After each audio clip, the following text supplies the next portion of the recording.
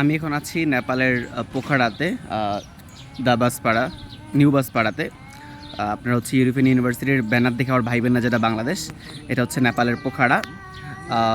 এখানে হচ্ছে আমাদের ভার্সিটির ব্যানার লাগিয়েছিলাম আমি ফর ভার্সিটি প্রমোটিং। আমরা চাই যে আমাদের ভার্সিটিতে নেপালের স্টুডেন্ট বা অন্য দেশের স্টুডেন্ট আসুক। কেন লাগিয়েছি এবং কেন লাগিয়েছি বলতে ভার্সিটি প্রমোটিংয়ের জন্য লাগিয়েছি। আর এইখানে একদম এই হোটেলটার ব্যানারের উপরেই কেন, বিকজ এখানে নেপালে হচ্ছে ব্যানার বা পেস্টুন এই টাইপের জিনিসপত্র লাগানো নিষেধ, শুধুমাত্র দোকান ছাড়া।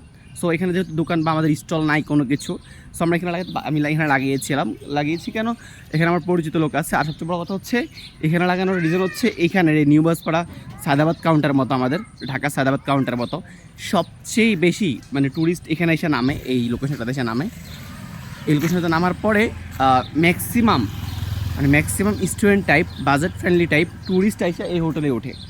এই হোটেলটা হচ্ছে খুবই ফেমাস বলা যায়, মানে চিপেস্ট, মানে কম দামে ভালো হোটেল পাওয়া যায়। লাইক 400 টাকা দিয়ে এক রুম পাওয়া যায়। তো আমি ছিলাম 2 রাত এখানে।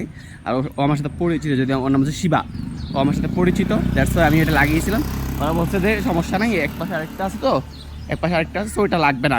কেন লাগবে না? বিকজ ওদের অলরেডি এটা সবাই চিনে, ব্যাচেলার্স লজ বললে সবাই চিনে, সবাই দেখা যায় যে এটা তো ওদের ব্র্যান্ডিংয়ের প্রয়োজন হয় না, ওদের অলরেডি ব্র্যান্ডিং করা আছে। দ্যাটস ওয়াই হচ্ছে আমি আমাদের ভার্সিটি ব্র্যান্ডিং করছি। সবাই সবার নিজ নিজ জায়গা থেকে ভার্সিটি ব্র্যান্ডিং করবেন ইনশাল্লাহ।